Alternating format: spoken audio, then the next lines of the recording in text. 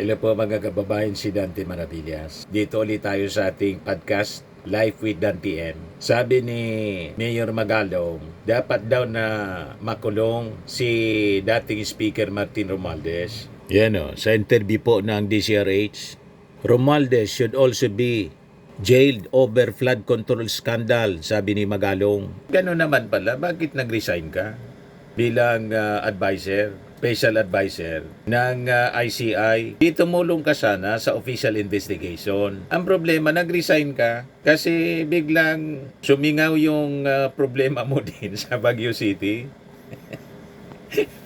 Yung project ni Diskaya na tennis court dyan sa Baguio City, na ayaw mong silipin. Defensive agad. Ngayon, kung gusto mong makulong si Martin Romualdez, di magpakita ka ng resibo. Pero kung lahat lang man po pa-interview o kwento, walang patutunguhan. Iisipin ng mga tao na mumulitika ka tulad ng kampo ng mga Duterte. Ang intensyon, durugin si Martin Romualdez para hindi makakandidato, pumatalo sa eleksyon in case tumakbo sa pagkapangulo. O diba? Pinagkakaisayan si Martin Romualdez, mga kababayan. Lahat sila nagtutulungan sa pagbubuli. Imagine, ordinary congressman na lang si Martin Romualdez, sabi nga natin. Kasi nag-resign na si Speaker. Pero pinagtutulungan ng mga senador, with Sara Duterte, tapos sumama pa kayo. Sabagay, alam naman po namin ng mga observers kung saan kayo nakakiling. Diba? Huwag kami, Mayor Magalong. Pero ibigay ko sa inyo mga kababayan yung balita dito sa DCRH. So sabi dito, sa exclusive interview ng DCRH 2x2, sinabi ni Magalong that former Ako Bicol Representative Saldico should not be the only one held accountable in the controversy. He stressed that other officials, including Romualdez, may also have a hand in the supposed anomaly. Tumistigo ka. Pangunahan mo yung investigasyon. Kasi lumabas ka na sa ICI, nag-resign ka bigla. Biglang nag-resign Pinabilag ng Palasyo Malacanang na pinare-review yung appointment for possible conflict of interest kasi napag-uusapan yung project ni Diskaya na tennis court sa Baguio City. Biglang nag-resign si Magalong. Sabay sabing wala daw problema. Siyempre, sasabihin ninyo wala problema. Bakit gusto magpa-imbestiga pati yung Baguio City Council ninyo? Gusto magpa-imbestiga? So, nagiging defensive masyado si Magalong. And tulad ni Chis Escudero, dinideflect niya. Nagtuturo siya ng ibang tao. Tinuturo niya si Martin Romualdez para hindi mapag-usapan yung sa kanya. Tulad ni Escudero, para hindi mapag-usapan yung pagkasabit ni Chis Escudero sa Centerways, ituturo si Martin Romualdez bilang mastermind daw ng lahat ng ito.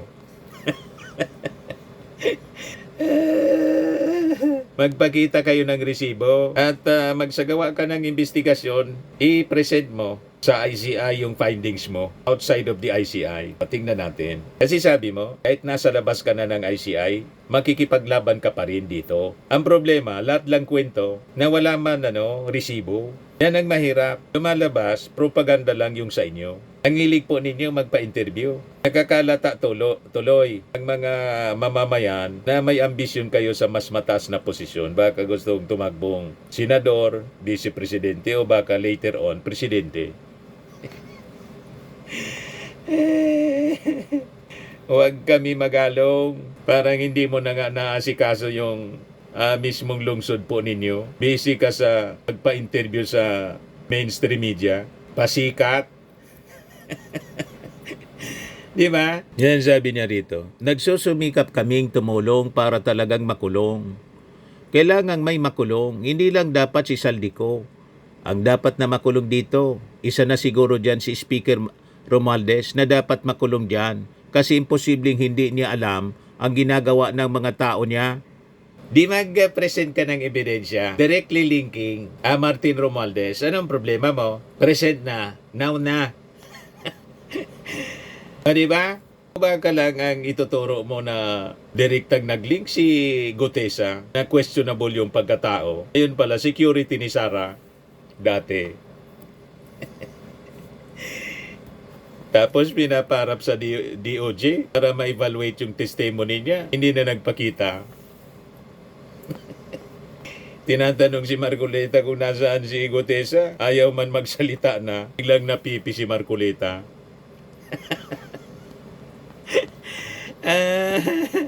Makikita mo ang galawang sindikato po, mga kababayan. Yeah, sabi niya, ang daming scheme.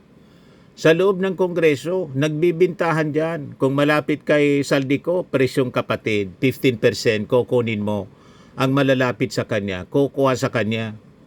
Magalong further suggested that Romualdez may be working to prevent Ko from returning to the Philippines, fearing that his presence could expose more details about the scheme. Alangan naman siya lang ang nakinabang, hindi alam ng boss niya. Gano'n na ba kabobo yung mga tao na dyan? He added, lahat ka man lang theory, aka-aka, magpakita ka ng papel.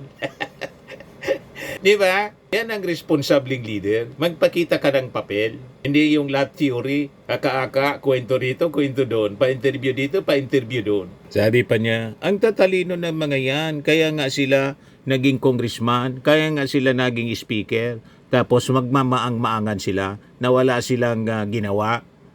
Pakita ka nga ng resibo na tumanggap nga ng kickback si na bilyon-bilyon, si Martin Romualdez. Pag nakapagpakita ka at naipakulong, o di okay. Tagumpay ka, ika na ang susunod na Pangulo.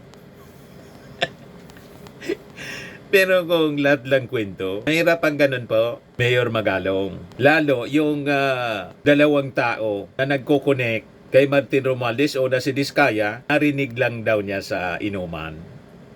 Napagkwentuhan lang, utosan niya ni Romualdez. Sino naman pwede magkwento ng ganyan? Lalo sa inuman po. Baka ginamit lang yung pangalan ni Martin para makakoleksyon. Di ba? O ngayon, si Gutesa, ini-evaluate yung kanyang testimony sana ng DOJ para ma-file ng kaso kung sino yung gustong idiin niya. Kung gusto niyang idiin si Martin Romualdez, kailangan i-evaluate po. To stand in court, yun ang yun ang punto dyan, mga kababayan. Ayaw man po magpakita na sa DOJ. O bakit hindi ka tumulong sa paghanap kay Gutesa? Nang tingin po ng karamihan, another Adormawanay, o kung hindi Bikoy, Jonathan Morales.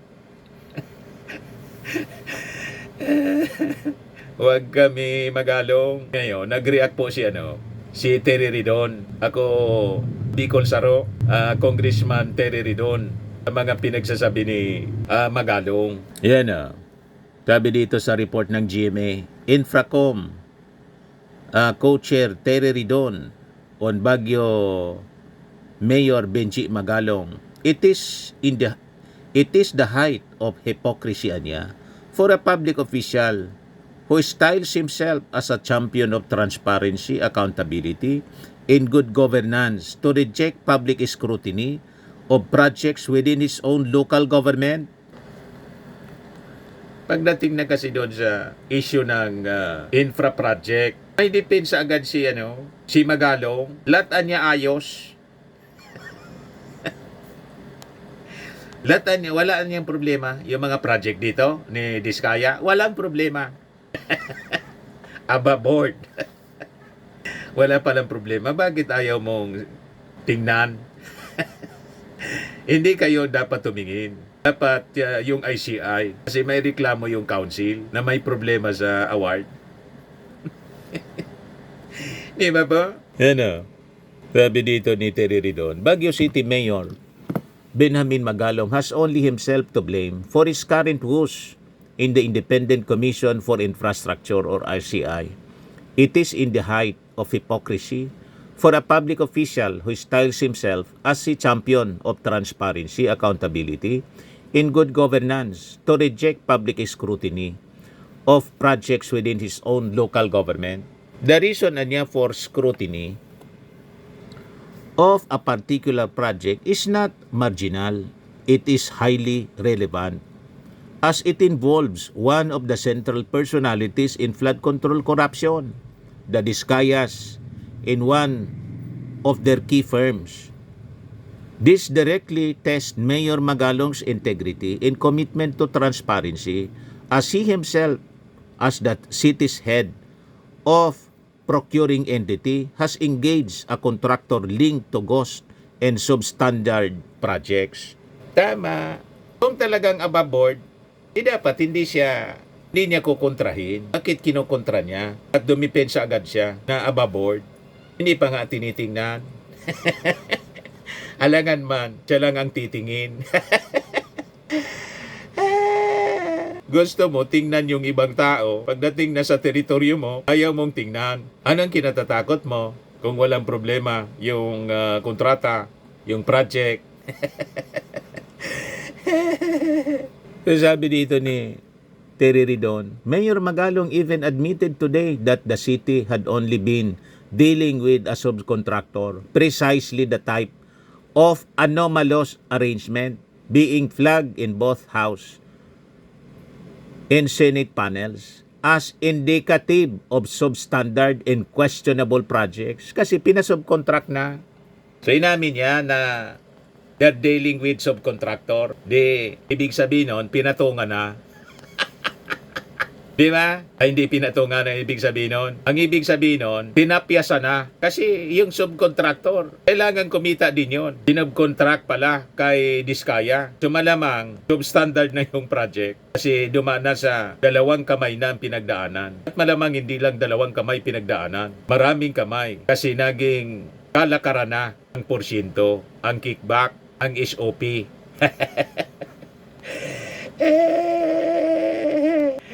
Di ba?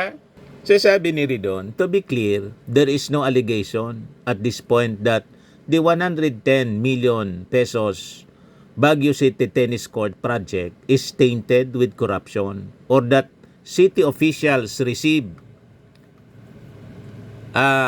kickbacks from the Discayas. There is, however, a legitimate allegation that the project may be substandard, giving the public every reason to ask questions. And more importantly, even the loudest champions of good governance should never reject scrutiny of their own projects. Tama si Atty. Ridon ng Bicol Saro. Kung wala kang tinatago, bakit ayaw mong tingnan? Patingnan. Di ba? Alata na may naiikim, sabi nga dito sa amin. May naiikim sa kilikili. May itinatago. Most telling is Mayor Magalong's failure to disclose that a major Discaya firm had in fact been involved in Baguio City projects. The first news report on the tennis court project came out on September 20, 2025. Yet, as early as August 11, 2025, President Ferdinand Marcos Jr. had publicly disclosed the involvement of the Discayas and other flood control contractors. On September 2, 2025, the Discayas themselves admitted control over multiple contracting firms, including St. Gerard Construction. So sabi ni Ridon, for more than a month niya from the President's disclosure until the news article's publication, Mayor Magalong said nothing about this project, all while continuing to speak publicly against corruption. This failure to disclose his continuing rejection of scrutiny do not speak well of his actual commitment to transparency, accountability, and good governance, particularly when it comes to his own affairs. Ito ang malinaw, mga kababayan, na akma sa pag-akusa ni Chis Escudero kay Martin Romualdez, na sabi ni Chis Escudero, turo ka niya ng turo, 3 daliri ang nakaturo sa iyo. Wala man pong tinuturo si Martin, siya man lang po ang nagtuturo, tinuturo niya si Martin. Pero si Martin hindi man tumuturo sa kanya. Ngayon, ganon, mga kababayan din itong si Magalong. Turo ng turo, salita ng salita tungkol sa korupsyon, nang gustong tingnan yung kanyang territory, yung Baguio City, ayaw niyang patingnan. Basta sabi niya, above board niya, wala mang problema dito sa amin. Paniwala. May project dyan yung mga diskaya. Maniwala sa'yo. Yan kasi walang tigil sa pagdadaldal na ang tingin natin mga kababayan, yung pagdadaldal niya, anti-corruption crusade niya, pan-cover man lang yata mga kababayan. Para in case may madiscover, sabihin, paninira lang. Hindi naman anya totoo. Ginawan lang ako ng kwento. Ginawan lang anya kami dito ng kwento. Politika niya yan. O diba? Tulad ng strategy ni huling-huli na yung chichiria. Strategy ni Sara Duterte. Sila yung naninira, binabaliktad nila. Ang naninira daw si Martin at yung ating Pangulong Bongbong. Walang tigil daw sa paninira sa kanila. Iba man yung nakikita ng tao at naririnig. Never na bumuka yung bibig ng ating Pangulo para siraan yung mga Duterte saka si Martin Romualdez. Never na nagsalita ng masasama sa kanila. Kaya baliktad lahat yung kwento po. Kailangan nating linawin dito. Kaya ito yung ginagawa natin. Kasing gulong-gulo na. Pinulo nila para talaga ma-confuse yung mga tao. Hindi na malaman kung ano na yung totoo. O, di ba?